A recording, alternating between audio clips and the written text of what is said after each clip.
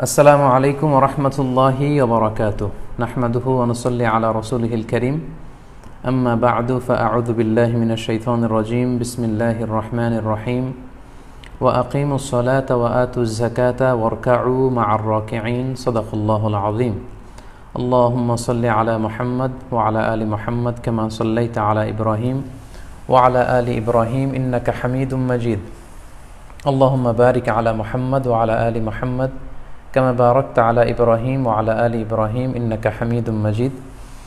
কাছে কিংবা দূরে, দেশে প্রবাসে, যেখান থেকেই আজকে মিজানুর রহমান আজহারী এই পেজের লাইভ প্রোগ্রামটির সাথে যারা যুক্ত হয়েছেন, আপনাদের সবাইকে জানাচ্ছি আন্তরিক শুভেচ্ছা এবং মোবারকবাদ। আহলান ওয়া সাহলান ওয়া মারহাবান বিকুম ফি হাযাল লিকা আত-তাইয়িব আল মুবারক। আশা করছি আপনারা সবাই ভালো আছেন, সুস্থ আছেন, ঈমানের সাথে আছেন এবং সব সময় আল্লাহ তাআলার দরবারে এই কামনাই করি, এই দোয়াই করি যে আল্লাহ তাআলা আপনাদের সবাইকে ভালো রাখুক, সুস্থ রাখুক, ঈমানের সাথে রাখুক। প্রিয় দর্শক ও শ্রোতাবৃন্দ, ভাই এবং বোনেরা, আমরা মিজানুর রহমান আজহারী এই পেজটি থেকে পবিত্র রমাদানুল মোবারক উপলক্ষে প্রতি বৃহস্পতিবার সাপ্তাহিক লাইভ করেছি। তার এই ধারাবাহিকতায় আজকে পঞ্চম লাইভ এবং আজকে সর্বশেষ লাইভ।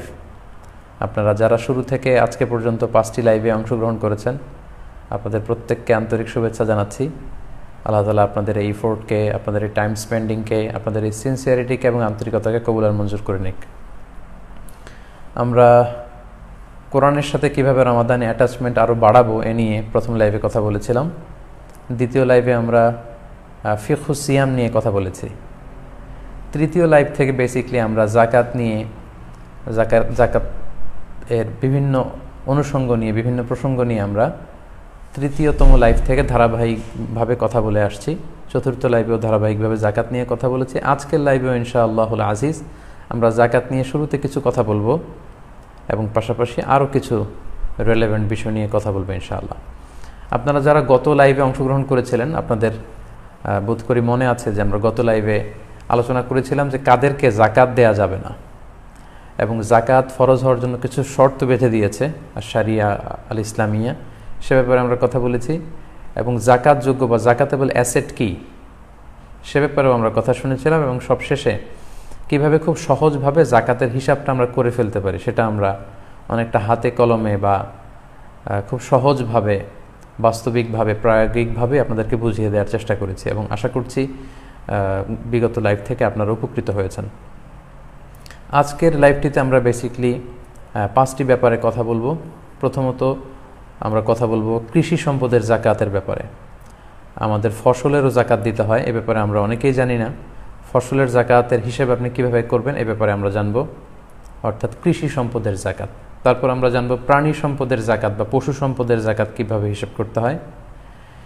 তৃতীয় পর্যায়ে আমরা জানবার চেষ্টা করব যে এই যে আমরা জাকাত দিচ্ছি বা দিব, এটা কিভাবে আরও ইফেক্টিভ ওয়েতে দেয়া যায়, কিভাবে দিলে অসহায়, দুস্থ বা সুবিধাবঞ্চিত মানুষেরা বেশি উপকৃত হবে, সেটা নিয়ে কথা বলবো। এবং যেহেতু দেখতে দেখতে আমরা প্রায় রমাদানের একেবারে শেষ লগ্নে চলে এসেছি, একেবারে শেষের দিকে, আর কয়েকদিন পরে আমরা ঈদুল ফিতর উদযাপন করতে যাচ্ছি ইনশাআল্লাহ। তো সাদাকাতুল ফিতর আমাদের উপর অবধারিত, ওয়াজিব, এটা আমাদেরকে আদায় করতে হবে। তো আমরা সাদাকাতুল ফিতর কিভাবে আদায় করব, এই প্রসঙ্গটা আমরা একটু পরে জানবো। এবং সবশেষে এই কোভিড-19 আউটব্রেকের এই ক্রাইসিস মোমেন্টে, এই পিরিয়ডে আমরা ঈদুল ফিতরের সালাত কিভাবে আদায় করব, এই ব্যাপারে অনেকের মনে অনেক জল্পনা কল্পনা, অনেক ধরনের প্রশ্ন এবং ব্যাপারটি খুব বেশি আলোচিত হচ্ছে। এই ব্যাপারে আমরা শারিয়া আল ইসলামিয়ার আলোকে কিছু কথা, কিছু দৃষ্টিভঙ্গি আপনাদের সামনে পেশ করার চেষ্টা করব ইনশাআল্লাহুল আজিজ। আমা তৌফিক ইল্লা বিল্লাহ।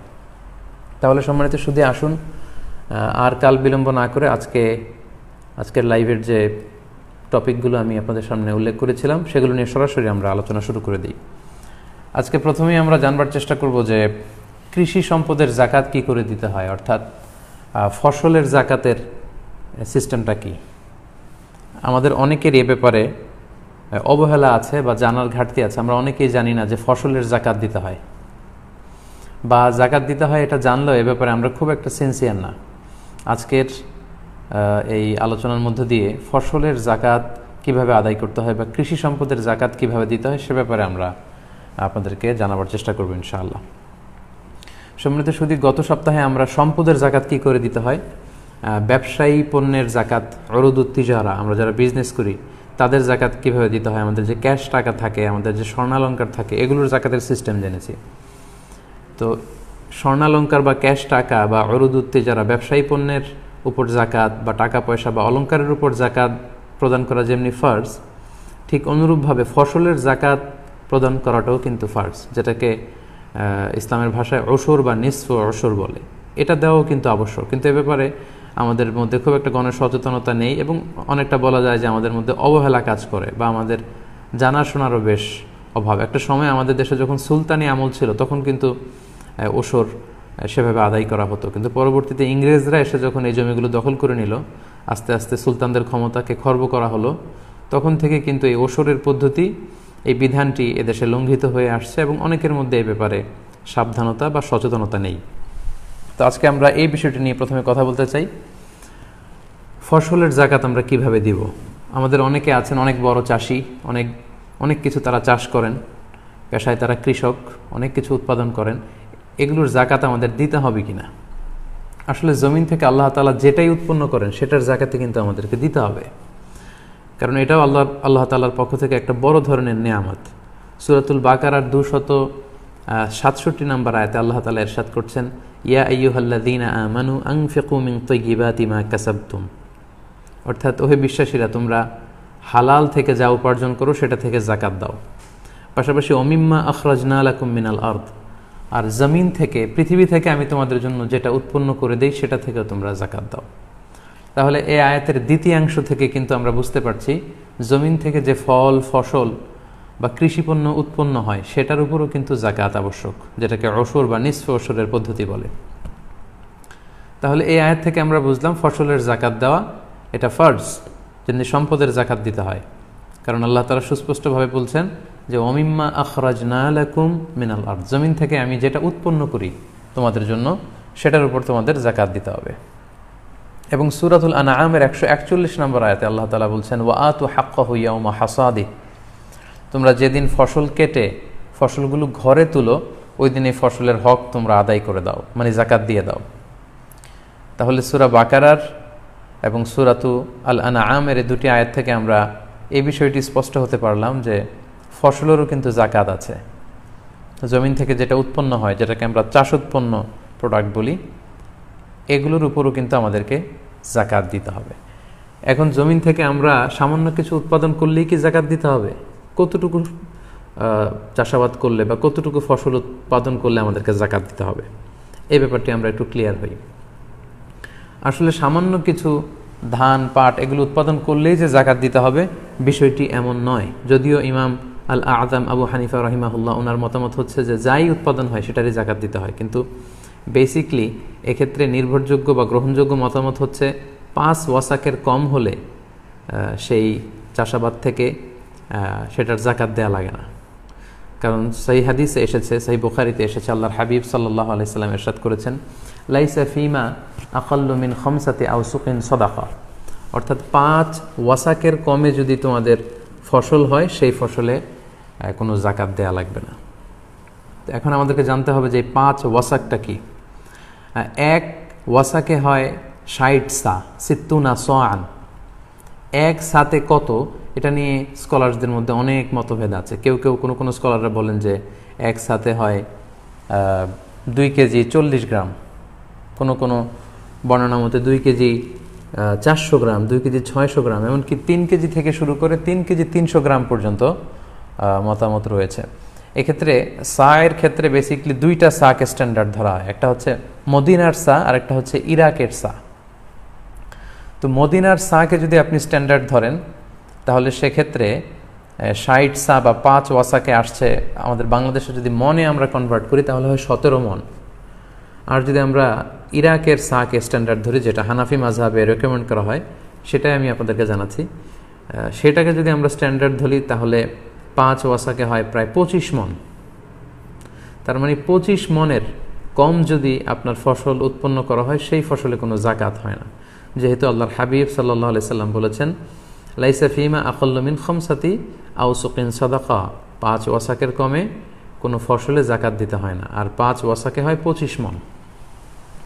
যদিও ইউসুফ আল কারদাভি ওনার ফিকহুজ জাকা, ওনার বিখ্যাত একটি বই জাকাত রিলেটেড, ওই বইয়ের মধ্যে 80 মণের কথা উল্লেখ করেছেন। তাহলে কম ধরলে 17 মণ, আর সর্বোচ্চটা যদি আমরা হানাফি মাযহাবের মতামত অনুযায়ী ধরি তাহলে 25 মণ। তাহলে সম্মানিত শুধু আমরা বুঝতে পারলাম যে 25 মণ যদি আপনি চাষাবাদ না করেন, 25 মণ বা তার চাইতে বেশি যদি না হয়, তাহলে ওই ফসলে আপনার জাকাত দেওয়া লাগবে না। অর্থাৎ আপনার নিজের খাওয়া দাওয়ার জন্য বা পারিবারিকভাবে আপনি চাষ করেছেন, ধান চাষ করলেন 10 মণ কিংবা 15 মণ কিংবা 18 মণ, তো সেই 10 মণ 15 মণে কিন্তু আপনার কোনো জাকাত দেওয়া লাগবে না। যখন আপনার পুরো ফসলের পরিমাণটা 25 মণে যেয়ে পৌঁছবে তখন আপনাকে জাকাত আদায় করতে হবে। আশা করি ফসলের জাকাতের যে নিসাব সেটা আপনারা বুঝতে পেরেছেন। এই ফসলের জাকাতের ক্ষেত্রে আরেকটা শর্ত হচ্ছে এই ফসলগুলো এমন হতে হবে যেগুলোকে গুদামজাত করা যায়, মানে অনেক দিন বাসায় রেখে দেওয়া যায়, অর্থাৎ এগুলো সহজেই পচনশীল নয়। যেমন ধরুন ধান, গম, ভুট্টা, ডাল, যেগুলো এমনি বাসাতে অনেক দিন রেখে দেওয়া যায়। তো যেগুলোকে গুদামজাত করা যায়, যেগুলো পচনশীল নয়, অনেক দিন বাসায় রাখা যায়, এরকম কোনো চাষাবাদ যদি আপনি করেন এবং সেটার পরিমাণ যদি 25 মণ হয় কিংবা তার চেয়ে বেশি হয়, তখন আপনাকে জাকাত দিতে হবে। তার মানে আমরা বুঝলাম যে পচনশীল কোনো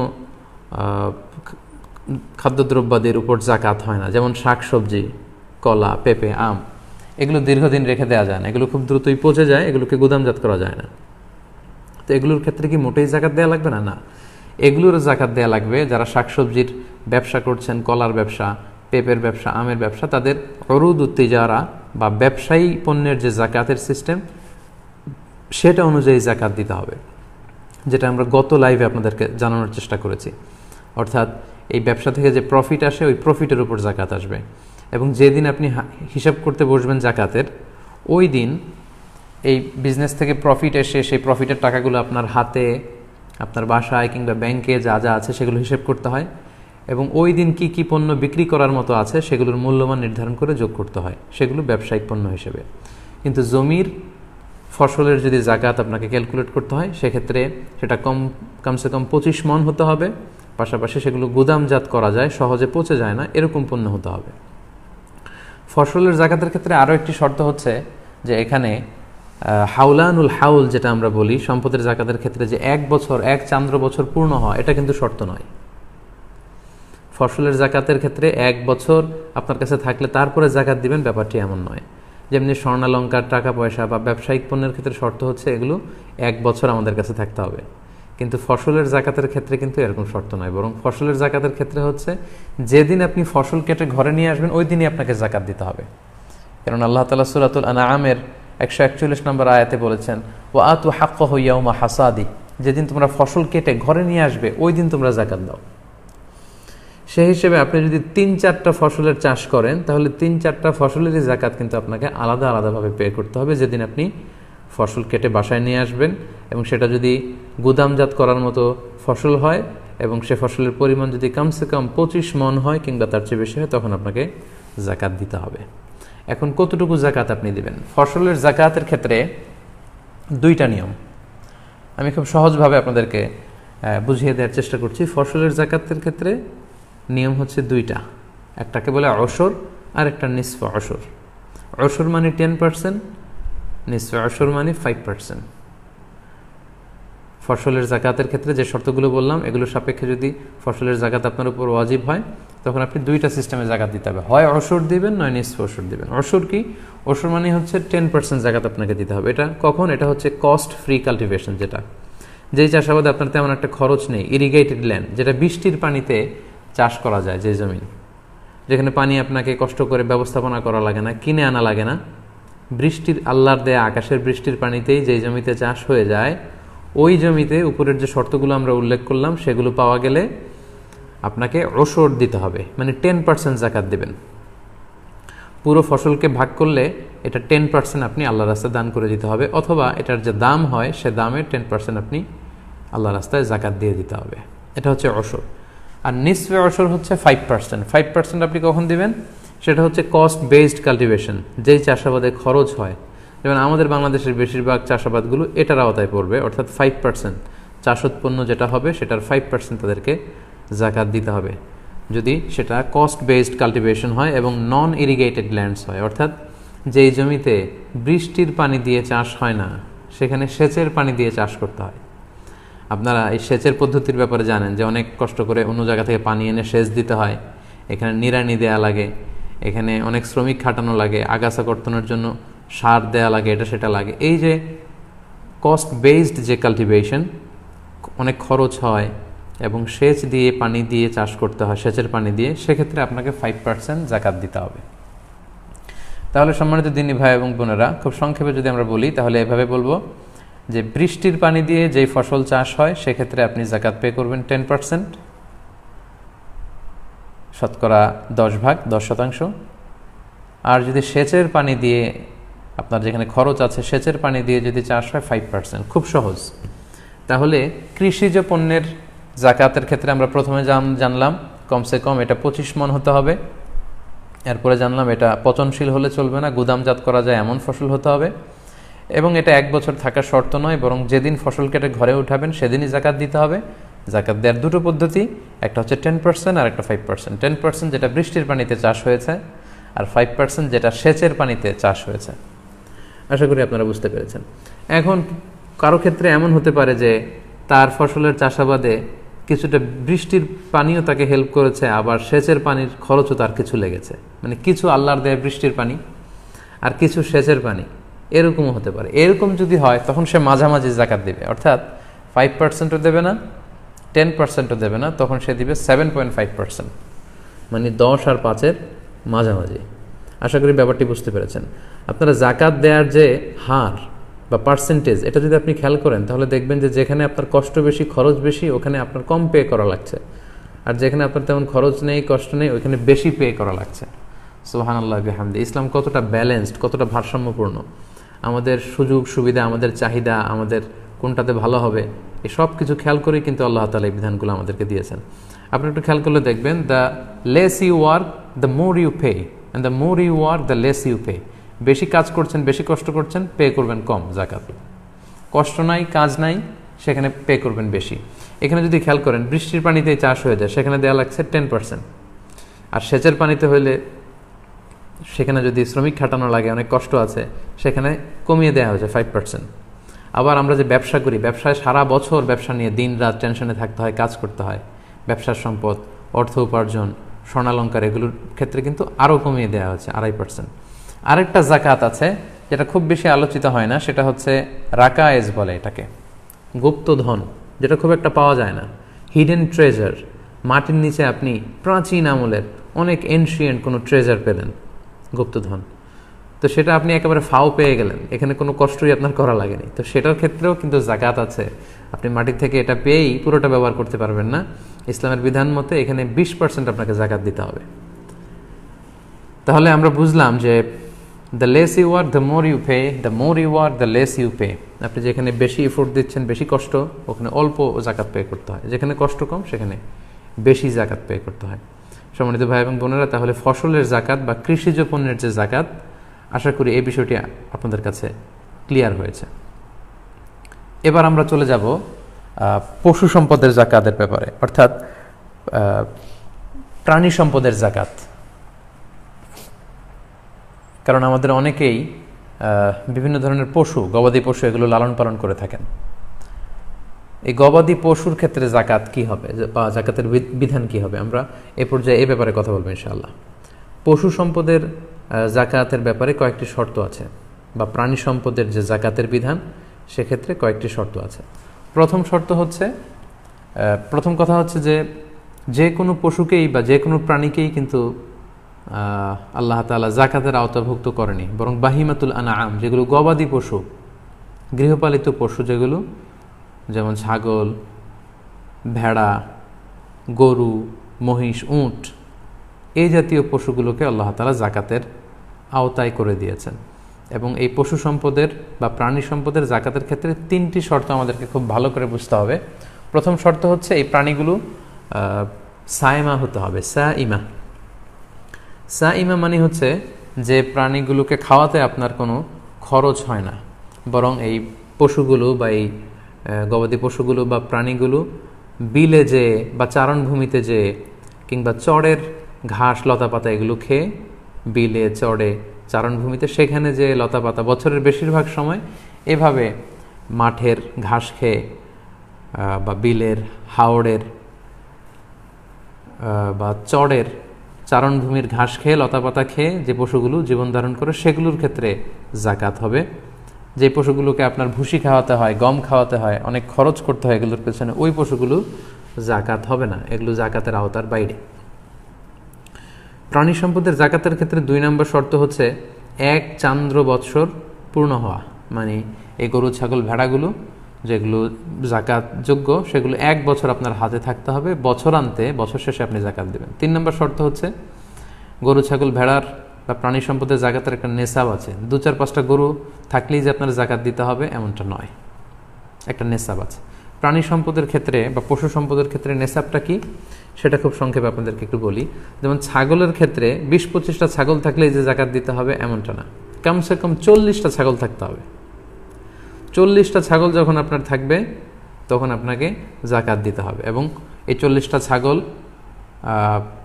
এগুলোকে খড় বা ভুসি বা ঘাস বা এগুলো কিনে আপনাকে খাওয়াতে হয় না, বরং চারণভূমিতে হাওড়ে বিলে মাঠে যে ঘাস খেয়ে এগুলো জীবন ধারণ করে, এরকম হতে হবে। যদি এরকম হয় এবং পূর্ণ 1 বছর আপনার কাছে থাকে তাহলে 40টা যদি ছাগল হয় বছর শেষে আপনি একটা ছাগল আল্লাহ রাস্তায় জাকাত দিতে হবে। তারপর 40টা থেকে শুরু করে 120টা পর্যন্ত কোনো জাকাত নেই, 120টা যখন হবে তখন 2টা জাকাত, এইভাবে হিসেব আছে হাদিসে, যেটা কারো ক্ষেত্রে যদি প্রযোজ্য হয় তারা ব্যক্তিগতভাবে কোনো মুফতি বা কোনো ভালো আলেমের কাছ থেকে হাদিসের সেই লিস্টটা জেনে আপনারা জানতে পারবেন। গরু বা মহিষের ক্ষেত্রে 10-15টা গরু থাকলে যে বা মহিষ থাকলেই জাকাত দিতে হবে এমনটা না, কমসে কম 30টা গরুর জাকাতের নিসাব হচ্ছে কমসে কম 30টা গরু থাকলে জাকাত দিতে হয়। উটের জাকাতের নিসাব হচ্ছে কমসে কম 5টা ওট, 2টা 3টা 4টা থাকলেও হবে না, 5টা ওট যদি 1 বছর থাকে এবং এগুলোকে খাওয়াতে খরচ হয় না বরং মাঠের ঘাস খেয়ে এগুলো জীবন ধারণ করে, এই ওটগুলোর ক্ষেত্রে আপনাকে জাকাত দিতে হবে। 1 বছর থাকলে 5টা ওটের কারণে একটা ছাগল জাকাত দিতে হবে। তো হাদিসে আল্লাহর হাবিব সাল্লাল্লাহু আলাইহি ওয়াসাল্লাম বিস্তারিত বলেছেন যে 100টা উট হলে কত হবে, 200টা হলে কত হবে, 100টা গরু হলে কত হবে, এটার একটা লিস্ট আছে। তো আজকের এই লাইভটাকে আমি খুব লম্বা করব না, কারণ এগুলো নিয়ে আলোচনা করলে লাইভের লেন্থটা অনেক বড় হয়ে যাবে। তাই একটা ইন জেনারেল আপনাদের ধারণা দিয়ে রাখলাম যে 40টার নিচে ছাগল হলে জাকাত দেওয়া লাগে না, গরু বা মহিষ 30টার নিচে হলে জাকাত দেওয়া লাগে না, উট 5টার নিচে হলে জাকাত দেওয়া লাগে না। এবং সেক্ষেত্রে আমরা বলেছি যে এটা সায়েমা হতে হবে, অর্থাৎ বনে বাদাড়ে কিংবা চারণভূমিতে হাওড়ে বিলে মাঠের ঘাস খেয়ে এটা জীবন ধারণ করে, এটার পেছনে খরচ নেই, 1 বছর থাকতে হবে এবং নিসাব পরিমাণ হলে তখন জাকাত দিতে হবে। এখন সেই হিসাব করলে তো আমাদের বাংলাদেশে যারা গরু পালে, যারা ছাগল পালে, তাদের তো জাকাতই দেয়া লাগে না। তারা কি করবে? যেমন যারা গরুর দুধের ফার্মের বিজনেস করে, যারা ছাগলের দুধের ফার্মের বিজনেস করে, তাদেরকে জাকাত দেয়া লাগবে না? হ্যাঁ, লাগবে। তাদের পশু সম্পদের যে হিসাব, সেই হিসাবে জাকাত দেয়া লাগবে না, তাদেরকে এগুলো ব্যবসায়ের সম্পদ হিসেবে জাকাত দিতে হবে, যেগুলো আমরা গত লাইভে আলোচনা করেছি। যেমন যারা ছাগলের দুধের ফার্ম আছে, গরুর দুধের ফার্ম আছে, তাদেরটা এই জাকাতের আওতাভুক্ত হবে না, কারণ এগুলো সায়েমা নয়, এগুলো বিলে হাওড়ে মাঠের ঘাস খেয়ে থাকছে না, এগুলোর পেছনে অস্ট্রেলিয়ান গাভীগুলোর পেছনে অনেক খরচ। সো এই গরুগুলোর উপর কোনো জাকাত নেই, বরং এগুলোর দুধ দিয়ে যে বিজনেস করা হচ্ছে সেগুলোর উপর জাকাত। অর্থাৎ এই গরুর দুধ বিক্রি করে যে টাকা আপনি পাচ্ছেন, এই টাকাগুলোর উপর জাকাত আসবে। আপনি যেদিন জাকাতের হিসেব করতে বসবেন ওই দিন এই টাকাগুলোর উপর আপনি জাকাতের হিসেব করবেন। এবং এমন যদি হয় যে প্রতিদিন 500 কেজি, 500 লিটার বা 600 লিটার দুধ আপনি বিক্রি করেন, যেদিন আপনি জাকাতের হিসাব করবেন ওই 600 লিটার দুধ যদি রেডি টু সেল, বিক্রির জন্য রেডি থাকে, দাম কত হবে, দামটা আপনি জাকাতের জন্য হিসাব করবেন। এবং প্রতি মাসেই আপনি এখান থেকে প্রফিট করে যে প্রফিটগুলো আপনার কাছে টাকা হিসেবে থাকে, ক্যাশ টাকা বা ব্যাংকে থাকে, এই হিসাবটা আপনি জাকাত যেদিন হিসাব করবেন সেদিন করবেন। তাহলে আমরা বুঝলাম যে আমাদের বাংলাদেশের যারা গরু ছাগল পালন করে তাদের অধিকাংশের ক্ষেত্রেই বা বেশিরভাগের ক্ষেত্রেই এই প্রাণীগুলোর উপর কোনো জাকাত নেই, বরং তারা যে ব্যবসা করছেন এই ব্যবসার উপর জাকাত। আর ব্যক্তিগত দুধ খাওয়ার জন্য যে চাষাবাদ করা হয় সেগুলোতে কোনো জাকাত নেই। তাহলে যে পোলট্রি শিল্প আছে, পোলট্রির ব্যবসা বা ব্রয়লারের ব্যবসা, গরু ছাগলের দুধ উৎপাদনের ফার্ম কিংবা মাছের ঘের, এগুলোর ক্ষেত্রে ইন্ডিভিজুয়ালি এগুলোর উপর জাকাত হবে না, বরং এগুলো যে ব্যবসায়ী পণ্য, উরুদুত তিজারা, এগুলোর ব্যবসা পণ্য হিসেবে এগুলো জাকাতযোগ্য হবে। তাহলে প্রিয় ভাই এবং বোনেরা, সংক্ষিপ্ত পরিসরের প্রাণী সম্পদের বা পশু সম্পদের জাকাতের ব্যাপারে আমি যে ব্যাপারগুলো আপনার কাছে উল্লেখ করলাম, আশা করি আপনাদের কাছে ক্লিয়ার হয়েছে যে ফসলের জাকাত আপনারা কিভাবে আদায় করবেন এবং পশুর জাকাত আপনারা কিভাবে আদায় করবেন। আশা করি আপনাদের কাছে ক্লিয়ার হয়েছে। এ পর্যায়ে আমরা জানবার চেষ্টা করব এই যে জাকাতের মতো একটি বিধান আল্লাহ তাআলা আমাদের উপর ফরজ করেছেন, আমরা কিভাবে এবং কি দিয়ে জাকাত আদায় করলে এই জাকাতটা বেশি ফলপ্রসূ হবে। এটা খুবই গুরুত্বপূর্ণ একটি আলোচনা। আমরা বাংলাদেশকে অনেক গরিব দেশ বলি, কিন্তু আসলে কিন্তু ব্যাপারটি এমন নয়। আমাদের দেশে এমন বড় বড় বিজনেস ম্যাগনেট আছেন, সিআইপিরা আছেন, ব্যবসায়ীরা আছেন, যারা যদি সঠিক পদ্ধতিতে জাকাতগুলো আদায় করতেন আমাদের বাংলাদেশে কোনো দরিদ্র খুঁজে পাওয়া যেত না। এবং যথানিয়মে যদি আমাদের বাংলাদেশের জাকাতগুলো আদায় করা হতো, তাহলে বাংলাদেশের গরিব মানুষদের দারিদ্র্য বিমোচন করে আমরা অন্যান্য দেশে, ইন্ডিয়ার কয়েকটা স্টেটে আমরা দারিদ্র্য বিমোচনে আমরা কিন্তু কাজ করে যেতে পারতাম। তো কিভাবে আমরা জাকাত আদায় করব এ ব্যাপারে এখন কিছু কথা বলবো। প্রথম কথা হচ্ছে যে জাকাত যখন আপনি দিবেন, এটা পূর্ণাঙ্গ মালিক বানিয়ে দিতে হয়। পরিপূর্ণ ওনারশিপ আপনাকে দিয়ে দিতে হবে। যিনি জাকাত গ্রহণ করবেন তাকে পুরোটাই দিয়ে দিতে হবে। ধরুন একজন ব্যক্তি বাজারে যেয়ে কিছু পণ্য নিয়ে বিক্রি করে, প্রতিদিন মাইলকে মাইল হেঁটে তার বাজারে যেতে হয়, গরিব মানুষ। তো আপনি ভাবলেন যে আপনি আপনার জাকাতের টাকা দিয়ে তাকে একটা সাইকেল কিনে দিবেন, যাতে এই পণ্যগুলো নিয়ে তিনি খুব সহজে বাজারে বিক্রি করতে পারেন। তো সেক্ষেত্রে এই সাইকেলটা যখন আপনি তাকে দান করবেন, পুরো সাইকেলটার মালিক তাকে বানিয়ে দিতে হবে। আল মিলকিয়া আত-তাম্মা, পরিপূর্ণ কমপ্লিট ওনারশিপ তাকে দিয়ে দিতে হবে। এমনটা করা যাবে না যে এই সাইকেল কিছুদিন আপনি ইউজ করেন, আবার তার প্রয়োজন হলে তাকেও ব্যবহার করতে দেন আর বলে রাখলেন যে এটা তোমাকে দিলাম না। এটা যখন তাকে আপনি দিয়ে দিবেন, তাকে যখন পরিপূর্ণ মালিক বানিয়ে দিবেন, এরপরে ওই জিনিস আপনি আর ব্যবহার করতে পারবেন না। অর্থাৎ জাকাত যেটা দিয়ে দিতে হয় ওইটা পরিপূর্ণ মালিক বানিয়ে দিতে হয়। পরিপূর্ণ ওইটার ওনারশিপ যাকে আপনি দিবেন তাকে দিয়ে দিতে হবে। এবং আমরা আগেও বলেছি যে জাকাতকে প্রেসক্রাইব করার বা ফরজ করার মূল উদ্দেশ্য হচ্ছে সমাজ থেকে দারিদ্রতা বিমোচন করা। অর্থাৎ আমাদের শহরের এক পাশে থাকবে 5 তারকা বিল্ডিং, আরেক পাশে বস্তিতে লোকজন না খেয়ে থাকবে, রাস্তার এক পাশে 5 তলা আরেক পাশে গাছতলা। এটা ইসলাম চায় না। বরং ইসলাম চায় যে সম্পদের তারল্য এটা সবার কাছে চলে যাক, সমাজের সবাই সুখে সমৃদ্ধিতে ভালোবাসা এবং সৌহার্দ্যপূর্ণভাবে বেঁচে থাকুক। এটা একটা সোশ্যাল সিকিউরিটি নেট বা সেফটি নেট, সামাজিক নিরাপত্তা বলয়।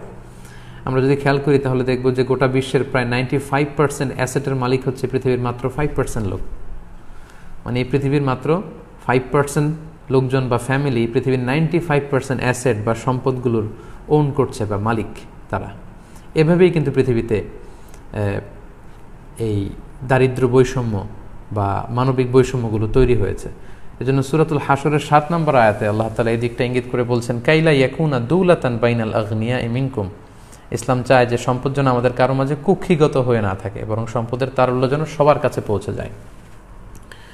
এবং আল্লাহ রাসূল সাল্লাল্লাহু আলাইহি ওয়াসাল্লামও কিন্তু ওনার পুরো জীবনব্যাপী এই দারিদ্রতার বিরুদ্ধে যুদ্ধ করে গিয়েছেন বলা যায় অনেকটা। অর্থাৎ মানুষকে স্বাবলম্বী বানানোর জন্য, দারিদ্রতা বিমোচন করবার জন্য, কর্মসংস্থানের ব্যবস্থা করে দেওয়ার জন্য বিশ্বনবী সাল্লাল্লাহু আলাইহি ওয়াসাল্লাম কিন্তু আমরণ কাজ করে গিয়েছেন।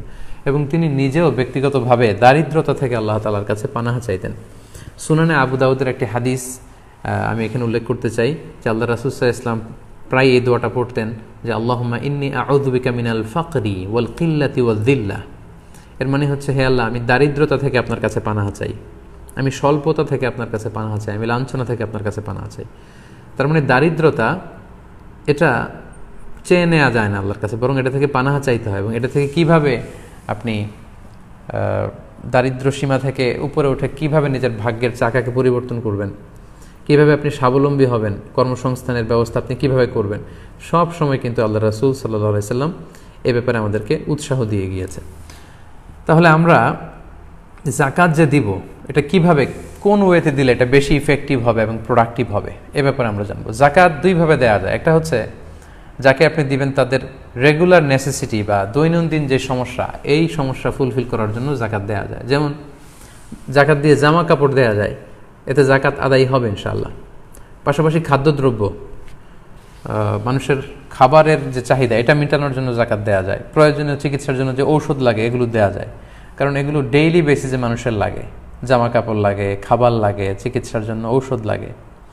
তো আপনি যদি জামা কাপড় দিয়ে কোনো গরিব মানুষকে জাকাত আদায় করেন বা খাদ্যদ্রব্য দিয়ে আদায় করেন বা ঔষধ দিয়ে আদায় করেন, আপনার জাকাত আদায় হয়ে যাবে ইনশাল্লাহ। আপনি রেগুলার নেসেসিটিগুলো ফুলফিল করার চেষ্টা করেছেন, আদায় হবে ইনশাল্লাহ।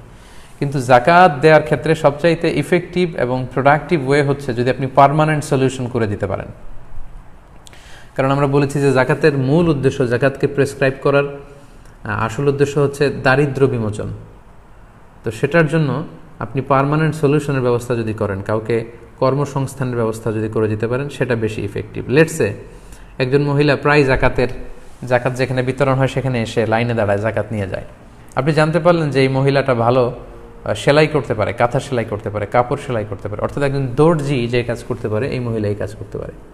আপনি চাইলে আপনার জাকাতের টাকা দিয়ে তাকে একটি সেলাই মেশিন কিনে দিতে পারেন, যে সেলাই মেশিন দিয়ে এই মহিলাটি দর্জির মতো কাজ করবে, কাঁথা সেলাই করবে, কাপড় সেলাই করবে, এবং এখান থেকে যে উপার্জন তার হবে এটা দিয়ে তার ফ্যামিলি চলবে। সে আর অন্য কারো কাছে যে হাত পাততে হবে না, লাইন ধরতে হবে না।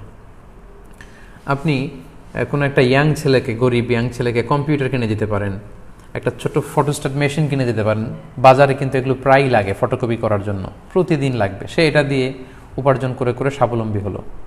কিংবা কোনো গরিব ফ্যামিলির এমন যদি কোনো ছেলে থাকে যে সিএনজি চালাতে পারবে, অটো রিক্সা চালাতে পারবে, তাকে আপনি সিম্পলি জাকাতের টাকা না দিয়ে একটা অটো রিক্সা কিনে দিতে পারেন, সিএনজি কিনে দিতে পারেন, যেটা চালিয়ে চালিয়ে সে তার ফ্যামিলিকে সে ফ্যামিলির জন্য উপার্জন করবে, তারা এটা দিয়ে সারভাইভ করতে পারবে। কিংবা আপনারা হাঁস মুরগির খামার বানিয়ে দিতে পারেন, গরু ছাগল কিনে দিতে পারেন, অস্ট্রেলিয়ান গাভী কিনে দিলে এই অস্ট্রেলিয়ান গাভীর দুধ বিক্রি করে একটা ফ্যামিলি চলতে পারবে। অথবা বাংলাদেশে এমনও দেখা যায় যে কিছু ছেলেপেলে আছে যারা কিছু দূর পড়াশোনা করার পরে তারা আর পড়াশোনা করতে চায় না, তাদের মধ্যে একটা বাতিক ওঠে যে তারা বিদেশে যাবে, মানে অন্যান্যদেরকে দেখে যে তারা কাজ করে বিদেশে যে টাকা উপার্জন করছে, তো তাদেরও খুব ইচ্ছা যে তারা দেশের বাইরে যাবে, সেখানে যে কাজ করবে। তো তাদের দেশের বাইরে যাওয়ার কোনো সুযোগ নেই। আপনি চাইলে আপনার জাকাতের টাকা দিয়ে তাকে কর্মসংস্থানের জন্য বিদেশে পাঠাতে পারেন, এবং এর মধ্য দিয়ে তার ফ্যামিলিটা কিন্তু উঠে গেল, তার কর্মসংস্থানের ব্যবস্থা হলো, সে স্বয়ংসম্পূর্ণ হলো, সে স্বাবলম্বী হলো। ওই ফ্যামিলি আর জাকাত নেওয়ার জন্য কোথাও লাইন ধরবে না। অর্থাৎ এমনভাবে জাকাত আমাদের দেয়া উচিত যেটার মধ্য দিয়ে দারিদ্রতা বিমোচন হবে, মানুষ স্বাবলম্বী হতে শুরু করবে, কর্মসংস্থানের ব্যবস্থা হবে, এবং জাকাত গ্রহীতার সংখ্যা কমতে থাকবে। অর্থাৎ এমন কোনো কাজের ব্যবস্থা তাদেরকে করে দেয়া, তারা যেন তাদের নিজেদের দায়িত্বটা নিতে শিখে, তারা যেন অন্যের কাছে যে হাত না পাতে। আল ইয়াদুল উলিয়া খায়রুম মিনাল ইয়াদিস সুফলা, ইসলামের নিচের হাতের চেয়ে উপরের হাতের মর্যাদা বেশি। নিচের হাত কোনটা? যেটা নেয়, যে হাত মানুষের কাছে হাত পাতে, টাকা চায়। আর উপরের হাত কোনটা? যিনি দেয়, তার হাতটা সবসময় উপরে থাকে, যিনি নেয় তার হাত নিচে থাকে। তো ইসলাম বলেছে নিচের হাতের চেয়ে উপরের হাত শ্রেষ্ঠ। এই সেন্সটা যেন আমরা আমাদের লোকদেরকে শেখাতে পারি, যে মানুষের দুয়ারে দুয়ারে যে চাওয়া, এটা নিজের আত্মসম্মানকে খাটো করা হয়। বরং আপনার পক্ষে যেটা সম্ভব, সেলাই মেশিন দিয়ে কাঁথা সেলাই করা, বা কোনো ছেলে যদি অটো চালাতে পারে সেটা করা, অর্থাৎ এমন কোনো কর্মসংস্থানের ব্যবস্থা করে দেওয়া যেটা দিয়ে তার নিজের ফ্যামিলির দায়িত্ব সে নিজেই নিতে পারবে। এটাকে বলে পার্মানেন্ট সলিউশন, মানে স্থায়ী সমাধান। তো এজন্য এই দীর্ঘ জাকাতের আলোচনার শেষে আমি আপনাদেরকে এটা বলতে চাই, আমরা রেগুলার নেসেসিটি ফুলফিল করার চেয়ে আমরা যদি পার্মানেন্ট সলিউশন করে দিতে পারি সেটা খুব জরুরি। কিন্তু এক্ষেত্রে মনিটরিংয়ের বিষয় আছে। অর্থাৎ একজনকে আপনি সিএনজি কিনে দিলেন জাকাতের টাকা দিয়ে, 3 মাস পরে দেখলেন যে সিএনজি বিক্রি করে ওটা দিয়ে গাঁজা কিনে খাচ্ছে। অথবা কোনো বোনকে আপনি সেলাই মেশিন কিনে দিলেন, 3 মাস পরে শুনলেন যে সেলাই মেশিন বিক্রি করে সে অন্য কাজ করতেছে বা খরচ করে ফেলছে। এইটা করলে চলবে না। পার্মানেন্ট সলিউশনের জন্য আমরা যদি জাকাত পে করি, সেটা একটা অর্গানাইজেশন বা ফাউন্ডেশনের আন্ডারে কিংবা বোর্ডের আন্ডারে করতে হবে, এবং রেগুলার বেসিসে প্রতি মাসেই এগুলোর মনিটরিং করতে হয়। এজন্য আমি বলবো যে বিচ্ছিন্নভাবে জাকাত আদায় না করে, জাকাত যদি কোনো ফাউন্ডেশনের আন্ডারে, কোনো অর্গানাইজেশনের আন্ডারে, কোনো বোর্ডের আন্ডারে এটা যদি করা যায়, এটা বেশি ইফেক্টিভ হবে। আপনি হয়তো আপনার 10,000 টাকা দিয়ে অল্প কিছু লোককে খাবার কিনে দিলেন, কিন্তু এরকম 500 লোক যদি 10,000 টাকা দেয়, এখানে কোটি কোটি টাকা, এটা দিয়ে দারিদ্র্য বিমোচন সম্ভব। আমাদের বাংলাদেশেও কিন্তু সরকারিভাবে বা জাতীয়ভাবে জাকাত বোর্ড আছে, কিন্তু সেটা হয়তো যে কোনো কারণেই সেই আস্থার জায়গায় যেতে পারেনি। এই সরকারি জাকাত বোর্ডকেই যদি আমরা খুব শক্তিশালী করতে পারতাম এবং দেশের সব ধনী লোকগুলো যদি ওখানেই জাকাত দিত এবং এটা সঠিক ডিস্ট্রিবিউশন হতো, তাহলে কিন্তু গরিব খুঁজে পাওয়া যেত না বাংলাদেশে।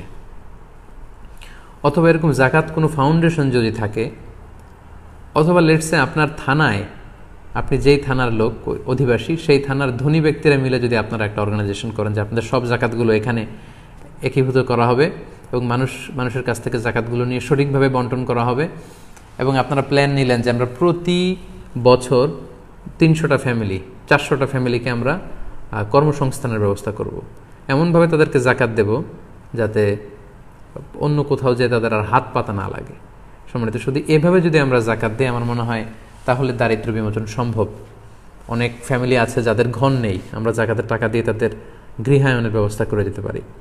এই যে ঘূর্ণিঝড় আমপান চলে গেল, আমাদের উপকূলের যে এলাকাগুলো খুবই ক্ষতিগ্রস্ত হয়েছে। আমি শুনেছি প্রায় আজকে পর্যন্ত 13-14 জন লোক মারা গিয়েছে, অনেক লোক গৃহহারা। আমাদের জাকাতের টাকাগুলো দিয়ে যদি আমরা তাদেরকে গৃহ বানিয়ে দিতে পারি, এটা খুবই পার্মানেন্ট সলিউশন। ওই ঘরে তারা থাকতে পারবে অনেক দিন, অর্থাৎ যেই পরিবারের জন্য যেটা সুইটেবল হয়।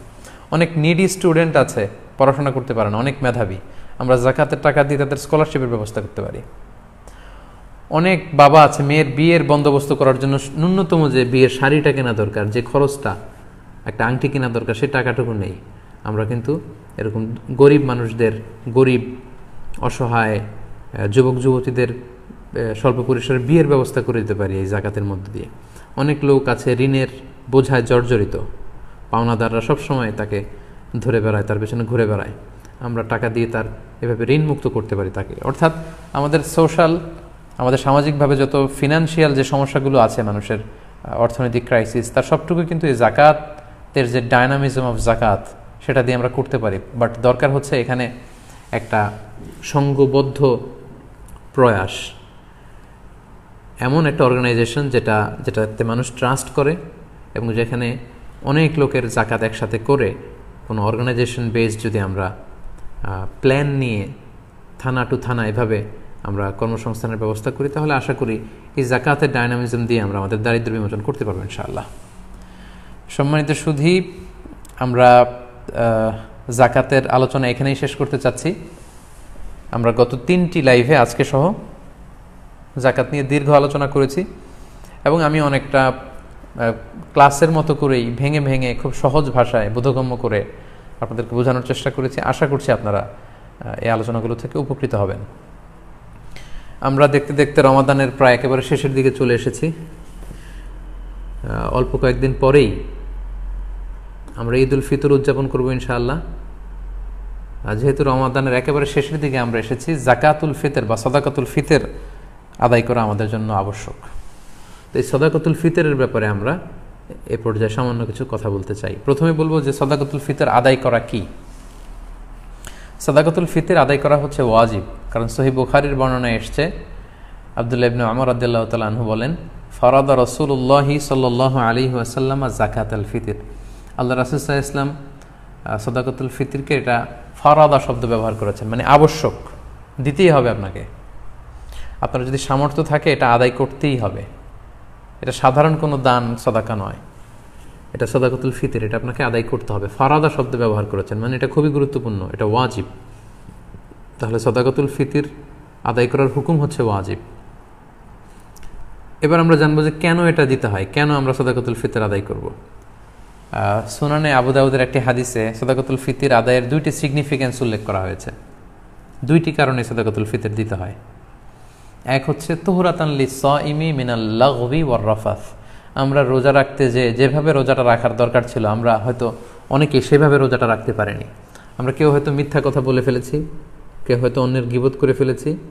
এগুলো আল্লাহ মাফ করে দিয়ে যাতে রোজাটাকে আল্লাহ তাআলা ভালোভাবে কবুল করে নেন, এজন্য তুহরাতান লিস-সাইম, রোজাদারদেরকে পবিত্র করবার জন্য এই সাদাকাতুল ফিতরকে ওয়াজিব করা হয়েছে। 2 নম্বর সিগনিফিকেন্স হচ্ছে ওয়া তু'মাতান লিল মাসাকিন, মিসকিনদেরকে খাবার দেওয়ার জন্য। সাদাকাতুল ফিতরের উদ্দেশ্য হচ্ছে ঈদের দিন যাতে কোনো গরিব মিসকিন না খেয়ে না থাকে, তাদের মুখে যেন হাসি থাকে, তাদের বাসায় যেন খাবার থাকে, এই জন্য সাদাকাতুল ফিতরকে ওয়াজিব করা হয়েছে। সহজ কথায় বলা যায়, ঈদ আসার আগেই অসহায়দের ঘরে ঘরে খাবার পৌঁছে দেওয়ার ইসলামী প্রজেক্টের নাম হচ্ছে সাদাকাতুল ফিতর। অর্থাৎ ঈদের দিন যাতে মানুষের ঘরে ঘরে তাদের দৌড়াতে না হয়, এজন্য ঈদ আসার আগে যেন তাদের ঘরে আমরা খাবার পৌঁছে দিই, এই প্রজেক্টের নাম হচ্ছে সাদাকাতুল ফিতর। এবং ঈদের দিন এটা হচ্ছে দিয়াফাতুল্লাহ, ঈদের দিন সবাই আল্লাহ তাআলার মেহমান, এজন্য ঈদের দিনে রোজা রাখা হারাম। তো ঈদের দিনে যেদিন আমরা সবাই আল্লাহর মেহমান, আমরা ঘরে পায়েস খাবো, ফিন্নি খাবো, পোলাও খাবো, মাংস খাবো, আর আমাদের অসহায় সুবিধাবঞ্চিত গরিব মানুষগুলো কিছুই খাবে না, এটার নাম ইসলাম নয়। তাই ইসলাম চেয়েছে ঈদ আসার আগে তাদের ঘরে যেন ঈদের আনন্দ পৌঁছে যায়, এবং সেটার নামই হচ্ছে সাদাকাতুল ফিতর। এই সাদাকাতুল ফিতর কার জন্য ওয়াজিব? আল্লাহর হাবিব সাল্লাল্লাহু আলাইহি ওয়াসাল্লাম বলেছেন, মুসলমানদের মধ্য থেকে সামর্থ্যবান সবার জন্য এটা ওয়াজিব। সহিহ বুখারীতে এসেছে, আব্দুল্লাহ ইবনে ওমর রাদিয়াল্লাহু তাআলা আনহু বর্ণনা করেন যে আল্লাহ রাসূল সাল্লাল্লাহু আলাইহি ওয়াসাল্লাম সাদাকাতুল ফিতরকে ওয়াজিব করেছেন আলাল আবদি ওয়াল হুররি ওয়াল যাকারি ওয়াল উনসা ওয়াস সগীরি ওয়াল কাবীরি মিনাল মুসলিমিন। অর্থাৎ মুসলমানদের মধ্যে থেকে স্বাধীন কিংবা আজাদ করা দাস কিংবা ছোট বড় নারী পুরুষ সবার উপর এটা ওয়াজিব, যারই সামর্থ্য আছে তাকে দিতে হবে। এমন না যে আপনি প্রাপ্তবয়স্ক, আপনি আর আপনার স্ত্রী এই দুজনের সাদাকাতুল ফিতর আপনি আদায় করলেন, আপনার ছোট ছোট ছেলে মেয়েদের সাদাকাতুল ফিতর আদায় করলেন না, না, এমনটা করা যাবে না। সবার, আপনার ঘরে যদি 6 মাসের ছোট্ট দুধ খায় এরকম বাচ্চাও থাকে, সেই বাচ্চার পক্ষ থেকেও আপনি সাদাকাতুল ফিতর আদায় করে দিবেন। যিনি ঘরের কর্তা ব্যক্তি আছেন আপনি আদায় করবেন, বাবা আদায় করবে, কিংবা বড় ভাই আদায় করে দিবে। অর্থাৎ সবার পক্ষ থেকে এটাকে আদায় করতে হয়। কখন আদায় করবেন? এটা একেবারে রমাদানে একেবারে শেষের দিকে, ঈদের 1-2 দিন আগ থেকে, অর্থাৎ এখন থেকে। বাংলাদেশে গতকাল 27শে রমাদান কদর আমরা কাটিয়েছি, মালয়েশিয়াতে আমাদের 28তম রোজা চলছে। তো এজন্য এখন খুব মোক্ষম সময় সাদাকাতুল ফিতর আদায় করে দেয়ার। আল্লাহর হাবিব সাল্লাল্লাহু আলাইহি ওয়াসাল্লাম সুনানে আবু দাউদের হাদিসে তিনি বলেছেন যে মান আদ্দাহা ক্বাবলা সলাতি ফাহিয়া যাকাতুন মাকবুলা ওয়া মান আদ্দাহা বা'দা সলাহ ফাহিয়া সাদাকাতুম মিনাস সাদাকাত। এটা ঈদের নামাজে যাওয়ার আগে যে ব্যক্তি এই সাদাকায়ে ফিতর আদায় করবে সে ফিতরার সওয়াব পাবে, অর্থাৎ সাদাকাতুল ফিতরের যে সওয়াব, পরিপূর্ণ সওয়াব সে ইনশাআল্লাহ পাবে। ওয়া মান আদ্দাহা বা'দা সালাহ, আর ঈদের নামাজের পরে যদি কেউ সাদাকাতুল ফিতর আদায় করে ফাহিয়া সাদাকাতুম মিনাস সাদাকাত, এটা অন্যান্য সাধারণ চ্যারিটি বা দানের মতোই একটি দান হবে। সাদাকাতুল ফিতরের যে সিগনিফিকেন্স বা সাদাকাতুল ফিতরের যে তাৎপর্য বা সওয়াব, এটা কিন্তু তখন সে আর পাবে না। তো এই জন্য সাদাকাতুল ফিতর ঈদ আসার 1-2 দিন আগ থেকে আপনারা দান করা শুরু করতে পারেন, এবং এটা ডেডলাইন হচ্ছে ঈদের সালাত। ঈদের সালাতের পরে কিন্তু আর সাদাকাতুল ফিতর আদায় করা যাবে না। তাহলে সম্মানিত শুধু আমরা জানলাম যে কখন কাদের উপর সাদাকাতুল ফিতর আদায় করা ওয়াজিব হয়। এবারে আমরা জানবো কি দিয়ে সাদাকাতুল ফিতর আদায় করব। হাদিস, সাদাকাতুল ফিতরের সম্পর্কিত যে হাদিসগুলো আছে, এই হাদিসগুলো যদি আমরা পর্যালোচনা করি তাহলে দেখব যে খাবার দিয়ে আদায়ের কথা বলা হয়েছে।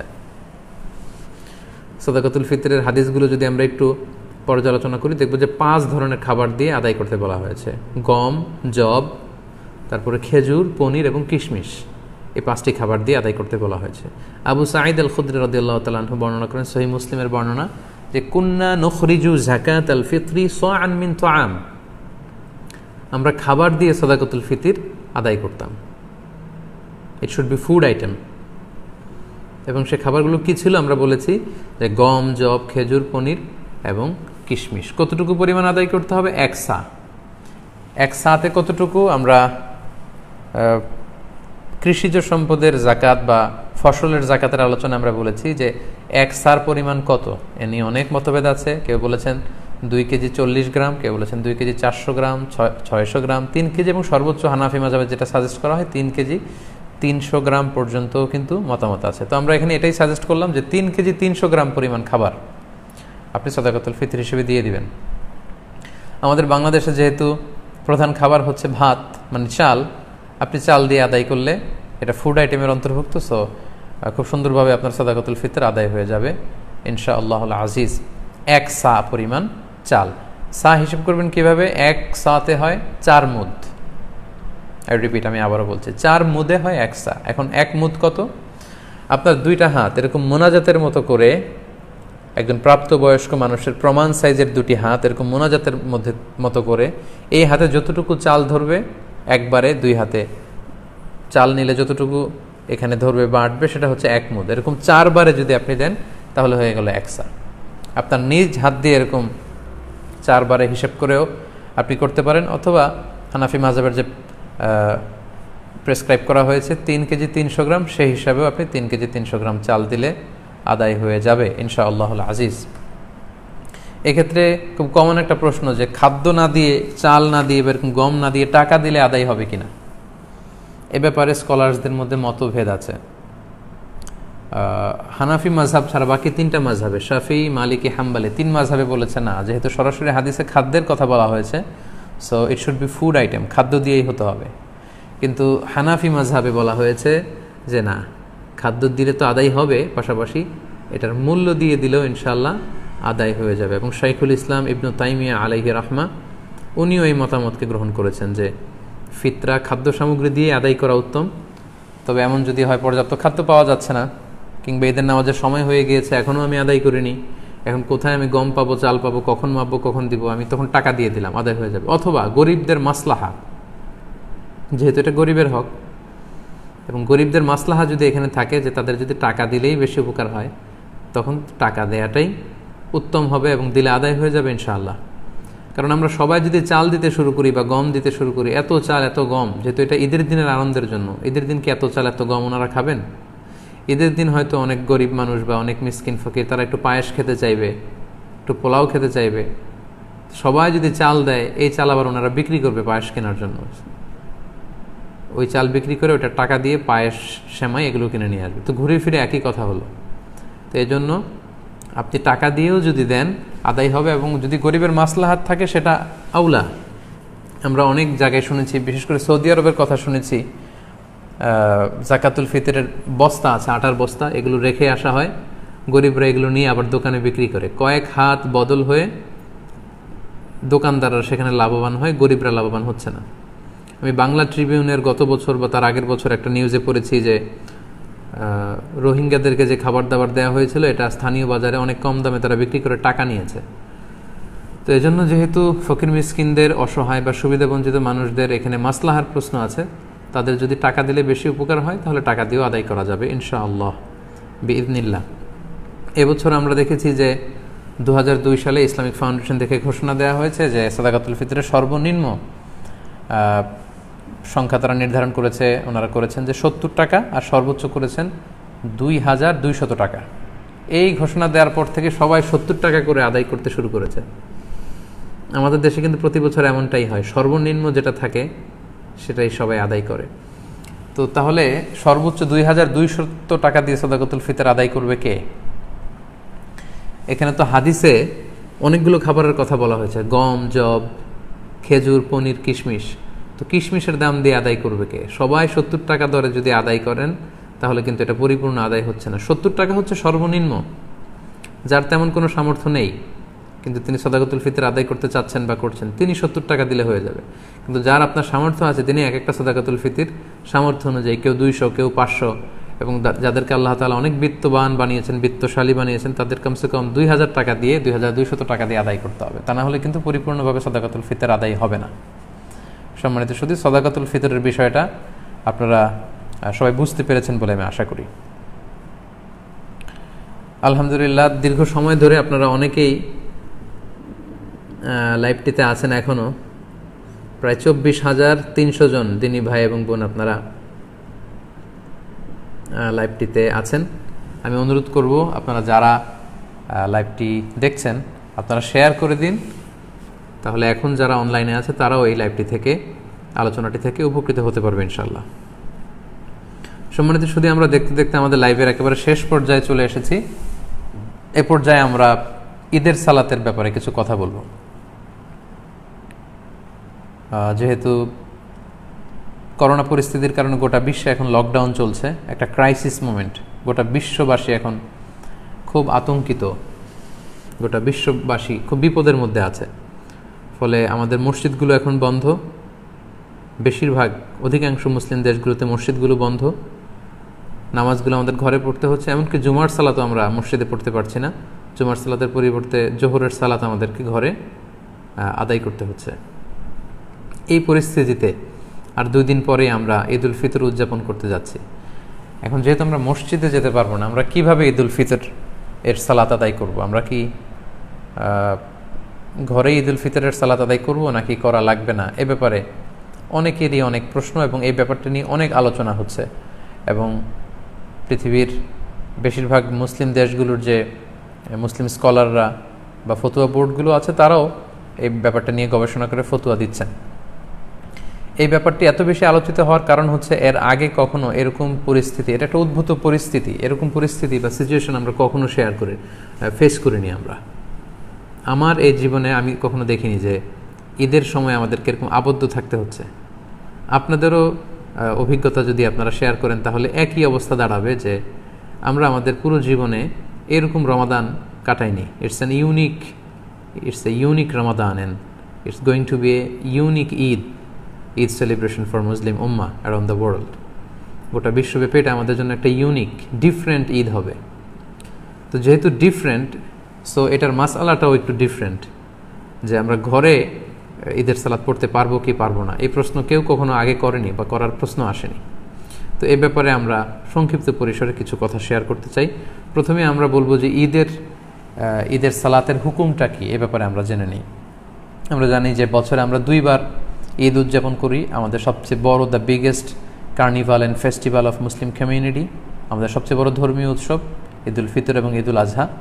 এবং আমরা এই 2টি দিন ঈদের সালাত পড়ার মধ্য দিয়ে আনন্দ উৎসব শুরু করি। এই ঈদের সালাতের হুকুম কি? এক্ষেত্রে স্কলারদের মতভেদ রয়েছে, একাধিক মতামতের ব্যাপারে পাওয়া যায়। মালিকি এবং শাফি মাযহাবে ঈদ উল ফিতর এবং ঈদ উল আজহা এই ঈদের সালাতগুলো আদায় করার বিধান হচ্ছে, ওনারা বলেছেন যেটা সুন্নাতে মুআক্কাদা, মানে রেকমেন্ডেড সুন্নাহ, গুরুত্বপূর্ণ সুন্নাহ, যেখানে এমফাসাইজ দেওয়া হয়েছে। হাম্বালি মাযহাব মতে এটা ফরজে কেফায়া, অর্থাৎ এলাকার কিছু অংশ লোক যদি আদায় করে বাকিদের উপর থেকে এটার জিম্মাদারি কেটে যাবে।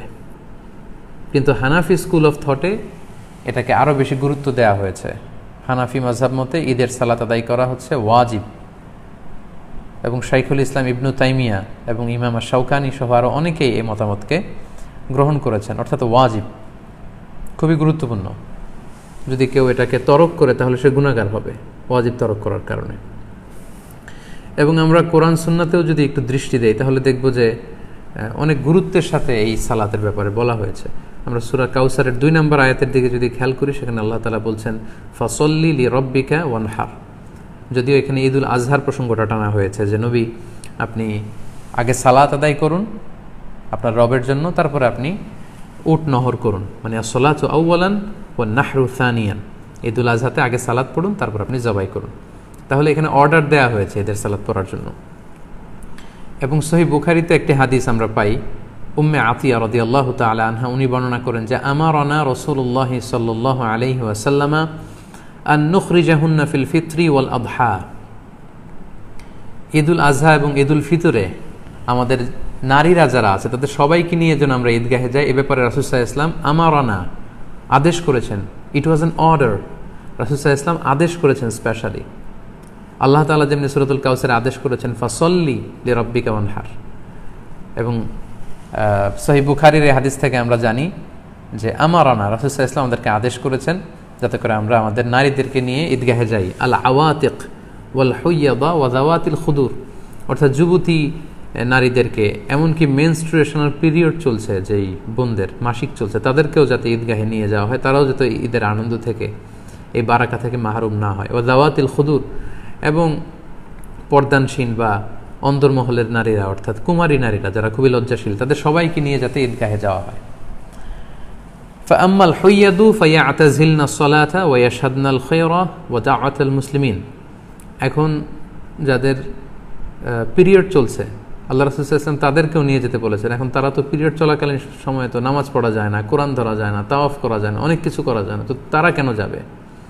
তো তিনি বললেন যে তারা যাবে, তারা যেন এই কল্যাণের সাথে শরীক হতে পারে, ঈদের আনন্দ যাতে সবাই মিলেমিশে একাকার হতে পারে, ভাগাভাগি করে নিতে পারে। ইয়াতাজিলনাল মুসাল্লা, তারা ঈদগাহে ঢুকবে না,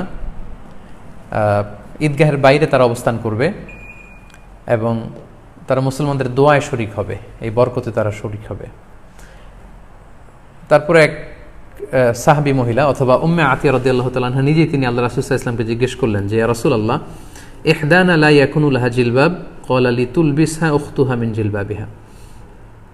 উম্মে আতিয়া রাদিয়াল্লাহু তাআলা আনহা বললেন, ইয়া রাসূলুল্লাহ, আমাদের অনেক বোনদের তো পর্যাপ্ত পরিমাণে ঢোলা জামা নেই বা ওড়না নেই, তো পর্যাপ্ত ওড়না বা জামা না থাকলে আমরা কিভাবে ঈদের নামাজে শরিক হব? আল্লাহ রাসূল সাল্লাল্লাহু আলাইহি ওয়াসাল্লাম বললেন, তোমাদের অন্য বোন যাদের 2টা ওড়না আছে তারা তাদের একটা ওড়না দিয়ে তার বোনকে হেল্প করবে, তারপরেও যেন তারা যায়। তো এই হাদিসগুলো থেকে এবং কোরআনের আয়াত থেকে আমরা বুঝতে পারলাম যে ঈদের সালাতের ব্যাপারে আল্লাহ রাসূল সাল্লাল্লাহু আলাইহি ওয়াসাল্লাম খুব বেশি গুরুত্ব আরোপ করেছেন। আমারও না, ইট ওয়াজ অ্যান অর্ডার। পাশাপাশি মুওয়াযাবাতুন নবী সাল্লাল্লাহু আলাইহি ওয়াসাল্লাম আলাইহা ওয়া আসহাবু, আল্লাহ রাসূল সাল্লাল্লাহু আলাইহি ওয়াসাল্লাম এবং সাহাবারা সব সময় ঈদের সালাত আদায় করেছেন, কখনোই ঈদের সালাতকে ওনারা তরক করতেন না।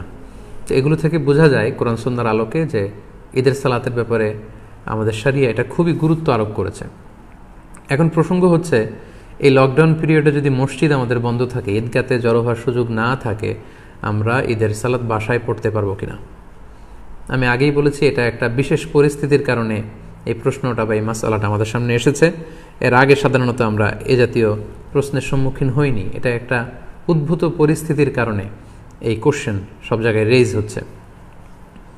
তো এই প্রশ্নের উত্তর দিতে গেলে আগে আমাদের জানতে হবে যে যখন আমাদের পরিস্থিতি স্বাভাবিক ছিল বা যখন স্বাভাবিকভাবে ঈদগাহে যে ঈদের নামাজ পড়া যায়, মসজিদে জামাতে শরিক হওয়া যায়, তখন যদি কেউ ঘুম থেকে দেরিতে ওঠার কারণে বা কোনো কারণে ঈদের জামাতে শরিক হতে না পারে, তাহলে সেই ব্যক্তি কি পরবর্তীতে একা একা ঈদের সালাত আদায় করতে পারবে? এটার উত্তরটা আমরা জেনে নিলে এই পরিস্থিতিতে আসলে আমাদের কি করা উচিত হবে এটা আমরা খুব সহজেই অনুমান করতে পারবো। ঈদের সালাত কেউ যদি মিস করে, সে একা একা বা জামাতে ঘরে এসে পড়তে পারবে কিনা, এ ব্যাপারে 2টি মত। প্রথম মত হচ্ছে মেজরিটি স্কলারদের মত, জুমহুরুল ফুকাহা, শাফিঈ, মালিকি, হাম্বলি সহ মেজরিটি স্কলারদের মতামত হচ্ছে কেউ যদি ঈদের সালাত জামাতে পড়তে না পারে, মসজিদে যদি মিস করে, ঈদগাহে যদি মিস করে, বাসায় এসে একা একা কিংবা জামাতে সে পড়তে পারবে। এটা হচ্ছে প্রথম মত। আর দ্বিতীয় মত হচ্ছে ওলামায়ে আহনাফদের মত।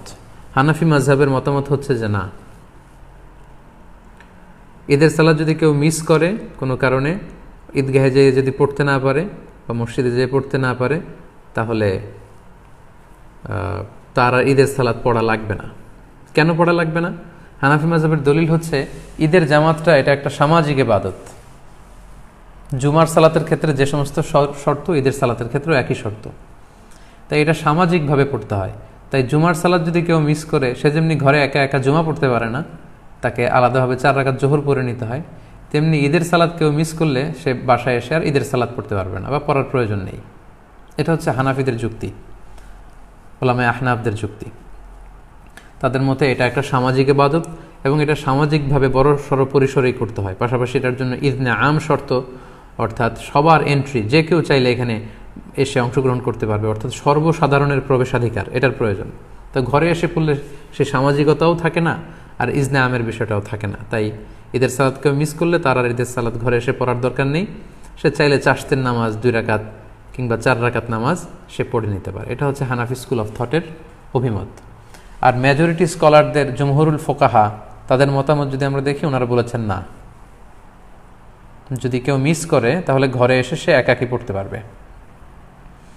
এবং তারা যে মতামত দিয়েছেন যে একাকী পড়তে পারবে, এটার ব্যাপারে একটা স্ট্রং এবং ভ্যালিড দলিল আছে। সেটা হচ্ছে সহিহ বুখারীতে একটি হাদিস এসেছে, তালিক হিসেবে উনি এনেছেন কিতাবু সলাতুল ঈদাইনের অধ্যায়ের মধ্যে। ইমাম বুখারী এটা তালিক হিসেবে এনেছেন। পাশাপাশি মুসান্নাফ ইবনে আবি শাইবাতেও এই হাদিসটি এসেছে। প্রসঙ্গটা হচ্ছে আনাস রাদিয়াল্লাহু তাআলা আনহুর প্রসঙ্গ। উনি ওনার শেষ জীবনে বসরাতে থাকতেন, ইরাকের বসরা শহরে থাকতেন। একদিন কোনো কারণে উনি এবং ওনার ফ্যামিলি মেম্বার ঈদের জামাত ওনারা মিস করেছেন। মিস করাতে উনি বাসায় এসে সবাইকে নিয়ে ঈদের জামাত আদায় করেছেন বাসায়, এবং হাদিসটি সহিহ বুখারীতে এসেছে। আমি হাদিসটা আপনাদেরকে পড়ে শোনাচ্ছি। عن أنس رضي الله عنه أنه كان إذا فاتته صلاة العيد مع الإمام কোন এক সময় আনাস রাদিয়াল্লাহু তাআলা আনহুর যখন ইমামের সাথে ঈদগাহে ঈদের সালাত তিনি মিস করলেন, ফাউত হয়ে গেল, জামা আহলাহু ওয়া মাওয়ালিহি, তিনি বাড়িতে এসে ওনার ফ্যামিলি মেম্বার্সদের সবাইকে এবং ওনার আজাদকৃত যত দাস দাসী আছে সবাইকে একত্রিত করলেন। সুম্মা কামা আব্দুল্লাহ ইবনু আবি উতবাতা মাওলাহু ফায়ুসাল্লি বিহিম রাকাতাইন, তারপর ওনার আজাদকৃত দাস আব্দুল্লাহ ইবনে আবি উতবা ওনাকে বললেন যে তুমি আমাদেরকে নিয়ে ঈদের সালাতের ইমামতি করো। আব্দুল্লাহ ইবনে উতবা আনাস রাদিয়াল্লাহু তাআলা আনহুর অনুমতিক্রমে সবাইকে নিয়ে 2 রাকাত ঈদের সালাত ঘরে আদায় করলেন বাসায়। ইউকাব্বিরু ফীহিমা, এবং প্রতিটি রাকাতেই তিনি অতিরিক্ত তাকবীরগুলো দিয়েছেন। এই হাদিসটা সহিহ। তো এই হাদিসের আলোকে মেজরিটি স্কলাররা, জুমহুরুল ফুকাহারা বলেছেন যেহেতু আনাস রাদিয়াল্লাহু তাআলা আনহুর ঈদের সালাত মিস হয়েছিল, উনি ঘরে এসে জামাতে সবাইকে নিয়ে আদায় করেছেন। এই সহিহ হাদিসের আলোকে বোঝা যায় কখনো যদি কারো ঈদের সালাত মিস হয়ে যায় ঈদগাতে বা মসজিদে, তাহলে সে ব্যক্তিও ঘরে এসে একাকী কিংবা জামাতের সাথে ঈদের সালাত আদায় করতে পারবে। এটার ভ্যালিডিটি আছে, কেননা আল্লাহ রাসূল সাল্লাল্লাহু আলাইহি ওয়াসাল্লামের খুব কাছের একজন সাহাবা এমনটি আমল করেছেন। আনাস রাদিয়াল্লাহু তাআলা আনহু, যাকে বলা হয় খাদিমু রাসূলিল্লাহ, আল্লাহ রাসূল সাল্লাল্লাহু আলাইহি ওয়াসাল্লামের খাদেম, 10 বছর তিনি আল্লাহ রাসূল সাল্লাল্লাহু আলাইহি ওয়াসাল্লামের খেদমত করেছেন। আল্লাহ রাসূল সাল্লাল্লাহু আলাইহি ওয়াসাল্লামের চিন্তা, চেতনা, অ্যাটিটিউড সম্পর্কে তিনি খুব ভালো জানতেন এবং সেগুলোর আলোকে তিনি সিদ্ধান্ত নিয়েছেন যে মসজিদে মিস হলে এটা ঘরে পড়া যায়। এই দলিলের আলোকে মেজরিটি স্কলাররা বলেছেন পড়া যাবে। তো এখন এই লকডাউন পিরিয়ডে যেহেতু আমাদের মসজিদ বন্ধ, আমাদের অবস্থাটা অনেকটা এমনই যে আমরা ঈদগাহে যে জামাত পড়তে পারছি না। অনেকটা আনাস রাদিয়াল্লাহু তাআলা আনহুর এই ঘটনার সাথে কেয়াস করেই এখন আমাদেরকে সলিউশন খুঁজে নিতে হবে। তাহলে সলিউশনের ক্ষেত্রে 2টা দিক আমাদের দাঁড়ালো। হানাফি স্কুল অফ থট অনুযায়ী এটা একটা সামাজিক ইবাদত, এটাকে সামাজিকভাবে বড় সড় পরিসরে ঈদগাহে আদায় করতে হয় এবং এটাতে ইজনে আম থাকতে হয়, সর্বসাধারণের প্রবেশাধিকার লাগে। এগুলো যদি না পাওয়া যায় তাহলে ঈদের সালাতের যে গুরুত্ব সেটা থাকে না, ফলে তার বাড়িতে এসে আর পড়ার দরকার নেই, 2 রাকাত 4 রাকাত নামাজ পড়ে নিলে হবে, নফল নামাজ। আর অন্যদিকে জুমহুরুল ফুকাহা, মেজরিটি স্কলারদের মতামত হচ্ছে যে না, কেউ মিস করলে বাসায় এসেও পড়তে পারবে, কেননা আনাস রাদিয়াল্লাহু তাআলা আনহু শুধু একাই পড়েননি, মুনফারিদান না, তিনি জামাতের সাথে সবাইকে নিয়ে পড়েছেন। এখন আমরা কি করব? আমরা কি ঈদের সালাত তরক করব নাকি 2 রাকাত আমরা সালাত আদায় করব? সম্মানিত শুধু এই দীর্ঘ সময়ের বিশ্লেষণ শেষে আপনাদের কাছে আমি আমার ব্যক্তিগত অভিমতটুকু পেশ করতে চাই যে বর্তমানে যেহেতু এটা একটা কন্টেম্পোরারি মাসআলা এবং আরব বিশ্বসহ পৃথিবীর বেশিরভাগ মুসলিম দেশের যে ফতুয়া বোর্ড, ওনাদের মতামত হচ্ছে যে আপনারা যেহেতু বাইরে যে ঈদের সালাত পড়ার সুযোগ নেই, আপনারা ঘরে ঈদের সালাত আদায় করুন। যেহেতু আনাস রাদিয়াল্লাহু তাআলা আনহু এমনটি করেছেন এবং সেটার আলোকেই আমরা এই সিদ্ধান্তে উপনীত হতে পারি যে আমরা চাইলে আমাদের ঘরে ঈদের সালাত একা একাও আদায় করতে পারবো, জামাতের সাথেও আদায় করতে পারবো। আমরা জানি যে ঈদের সালাত ঈদের দিনের আনন্দকে অনেক গুণ বাড়িয়ে দেয়। আমরা যদি ঈদের সালাত আদায় না করে এমনি নফল নামাজ বা চাশতের নামাজ 2-4 রাকাত পড়ি, ঈদের আনন্দ কিন্তু আমরা পাবো না। আমরা জানি যে ঈদের সালাতে অতিরিক্ত তাকবীর দিতে হয়, যেটা অন্য কোনো নামাজে নেই, ফলে এটা ঈদের জন্য একটা বড় আনন্দের কারণ এবং এটা অনেক বড় একটা শেয়ার। যেহেতু সহিহ হাদিস এখানে পাওয়া যাচ্ছে এবং মেজরিটি স্কলারদের মতামত পাওয়া যাচ্ছে, সেটার আলোকে আমরা চাইলে কিন্তু ঈদের সালাত আদায় করতে পারি। কারণ হানাফি মাযহাবে কিন্তু এমন বলা হয়নি যে আপনি যদি ঈদের সালাত আদায় করেন ঘরে এসে আপনার গুনাহ হবে, বরং হানাফি মাযহাবে এটাও সাজেস্ট করা হয়েছে যে ঈদের সালাত পড়া লাগবে না, বরং 2 রাকাত চাশতের নামাজ অথবা 4 রাকাত নফল নামাজ পড়ুন। তো সেক্ষেত্রে আপনি ঈদের সালাতে আদায় করেন, যেহেতু সহিহ হাদিসে সাহাবীর আমল দ্বারা এটা প্রমাণিত, মেজরিটি স্কলাররা বলেছেন। তো হানাফি মাযহাব অনুযায়ী আপনার ঈদের সালাত যদি আদায় নাও হয়, এটা তো একটা নফল নামাজ হিসেবে আল্লাহর কাছে কবুল হবে ইনশাআল্লাহ। তাই এই মতামতগুলোর আলোকে আমার হাম্বল সাজেশন হচ্ছে আপনারা ঘরে একাকী কিংবা জামাতে ঈদের সালাত আদায় করুন। যদি সুযোগ হয় বাসার ছাদে 4-5 জন মিলে, খুব বড় পরিসরে না হলেও 4-5 জন মিলে চাইলে আপনারা জামাতে আদায় করতে পারেন। আপনারা গোটা বিশ্বে বাংলা ভাষাভাষী যে সমস্ত ভাই বোনেরা আপনারা যেখানে আছেন, ওই দেশের নিয়মকানুন মেনে আপনাদের পরিসরে বাসার ছাদের উপরে হোক অথবা ঘরের ভেতরে হোক, আপনারা প্রতিদিন এই লকডাউনের পিরিয়ডে আমরা ফ্যামিলির সবাই মিলে যেমনি জামাতে সালাত আদায় করেছি, যেমনি আমরা বারবার ছবি শেয়ার করেছি যে বাবা যদি ইমাম হয় তাহলে ঘরে সালাতের বিধান কি, ছেলেরা পেছনে দাঁড়াবে, মেয়েরা মারা বোনরা পেছনে দাঁড়াবে, ঠিক একই পদ্ধতিতে আপনারা ঈদের সালাত আদায় করুন। শুধু কেরাতটা জাহারি পড়তে হবে আর অতিরিক্ত তাকবীর দিতে হবে। তো তাহলে আমরা এটাই সাজেস্ট করছি যে আপনারা ঈদের সালাত চাইলে ঘরে পড়তে পারেন, একা একাও পড়তে পারেন, ফাদ্দান আও জামাআতান। সেক্ষেত্রে আপনাদেরকে জানিয়ে রাখি, ঈদের সালাতে কোনো আজান দেয়া লাগে না, কোনো একামত দেয়া লাগে না। 2 রাকাত এবং আওয়াজ করে কেরাত পড়তে হয়। ফজরের 2 রাকাতে আমরা যেমনি আওয়াজ করে কেরাত পড়ি, আপনি আওয়াজ করে কেরাত পড়বেন। অতিরিক্ত কিছু তাকবির দেয়া লাগে এবং এই নামাজের শেষে খুতবা দেয়া লাগবে না। যেহেতু খুতবা দিবে ইমাম সাহেব সকলের উদ্দেশ্য করে, তো ঘরে যেহেতু আমরা করলে সেই প্রসঙ্গটা আসছে না, তাই আমাদের খুতবা দেয়া লাগবে না। ঈদের সালাতে আমাদের অতিরিক্ত তাকবির দিতে হয়। এই তাকবিরের প্রসঙ্গটা 1 মিনিটে শেয়ার করি। আজকের লাইভ প্রোগ্রাম আমি শেষ করতে যাচ্ছি ইনশাআল্লাহ। আমরা জানি যে ঈদে অতিরিক্ত তাকবির দিতে হয়। হানাফি মাযহাব মতে আমরা 6টা অতিরিক্ত তাকবির দেই। প্রথম রাকাতে অতিরিক্ত 3টা, দ্বিতীয় রাকাতে 3টা। শাফি মাযহাবে অতিরিক্ত 12টি তাকবির দেওয়া হয়। প্রথম রাকাতে 7টি, দ্বিতীয় রাকাতে 5টি। হাম্বালি আর মালিকি মাযহাবে 11টি অতিরিক্ত তাকবির দেওয়া হয়। প্রথম রাকাতে 6টি, দ্বিতীয় রাকাতে 5টি। তো আমাদের বাংলা ভাষাভাষী যারা, বাংলাদেশে আমরা যেহেতু বেশিরভাগ হানাফি মাযহাবের অনুসারী, সো এক্ষেত্রে এবং এটার তাকবীরের সংখ্যাও কম এবং সবগুলো পদ্ধতি যেহেতু সহিহ হাদিস দ্বারা সাব্যস্ত, তাহলে আমরা 6 তাকবীরের এটাকে সাজেস্ট করতে পারি। এটা হিসাব রাখতে একটু সুবিধা হবে আমাদের। ঈদের সালাতের পদ্ধতি আমি আগেই বলেছি 2 রাকাত। আপনি যদি 6 তাকবীরের সাথে আদায় করেন, আমরা যারা করি 6 তাকবীরের সাথে, সেটার পদ্ধতিটা হবে এমন: তাকবীরে তাহরিমে আল্লাহু আকবার বলে আপনি সানা পড়বেন।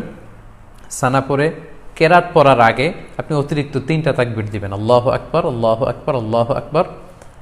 3টা তাকবীর দেওয়ার পরে আপনি সূরা ফাতিহা পড়বেন, অন্য একটি সূরা পড়বেন, তারপর রুকু করবেন, সিজদা করে দ্বিতীয় রাকাতের জন্য দাঁড়িয়ে আপনি কেরাত পড়ে ফেলবেন আগে, অর্থাৎ সূরা ফাতিহা এবং অন্য একটি সূরা পড়ে ফেলবেন।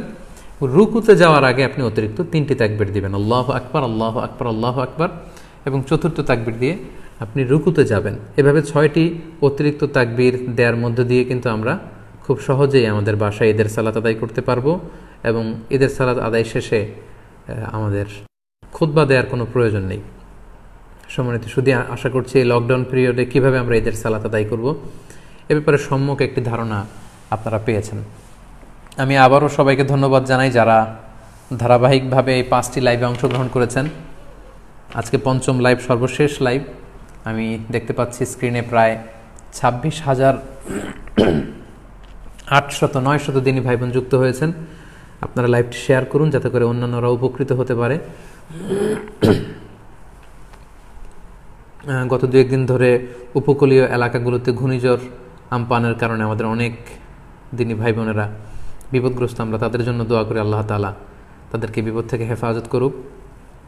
করোনা ভাইরাসের কারণে গোটা বিশ্বব্যাপী আমরা যে বিপদে আছি, এই বিপদ থেকে আল্লাহ তাআলা উদ্ধার করুক। আমরা দেখতে দেখতে রমাদানের একেবারে শেষ পর্যায়ে চলে এসেছি, আর 1-2 দিন পরে আমরা ঈদ পালন করব। আমাদের ঈদ উল ফিতর উদযাপন যেন আনন্দময় হয়, সুখময় হয়, আমরা এই কামনা আল্লাহ তাআলার কাছে করছি। আমাদের এই রমাদানের সিয়াম, আমরা যে রোজা রেখেছি, রোজাগুলো আল্লাহ কবুল করে নিক। আমাদের কিয়ামুল লাইলগুলো আল্লাহ তাআলা কবুল করে নিক। আমাদের রাত্রি জাগরণ ইবাদতগুলো আল্লাহ কবুল করুক। আমাদের তেলাওয়াতগুলোকে আল্লাহ কবুল করুক। আমাদের সাদাকাতুল ফিতর এবং অনলাইন বেসিস আমরা যত দিনই কাজগুলো করেছি একমাত্র শুধুমাত্র আল্লাহর সন্তুষ্টি অর্জনের জন্য, আল্লাহ তাআলা এগুলোকে কবুল আর মঞ্জুর করে নিক। আপনারা সবাই ভালো থাকেন, সুস্থ থাকেন, সুন্দর থাকেন। আপনাদের সবাইকে পবিত্র ঈদ উল ফিতরের অগ্রিম ঈদ শুভেচ্ছা জানিয়ে এখানেই আজকের লাইভ প্রোগ্রাম শেষ করছি। ঈদ মোবারক, তাকাব্বালাল্লাহু মিন্না ওয়া মিনকুম আজমাইন। আসসালামু আলাইকুম ওয়া রাহমাতুল্লাহি ওয়া বারাকাতুহু।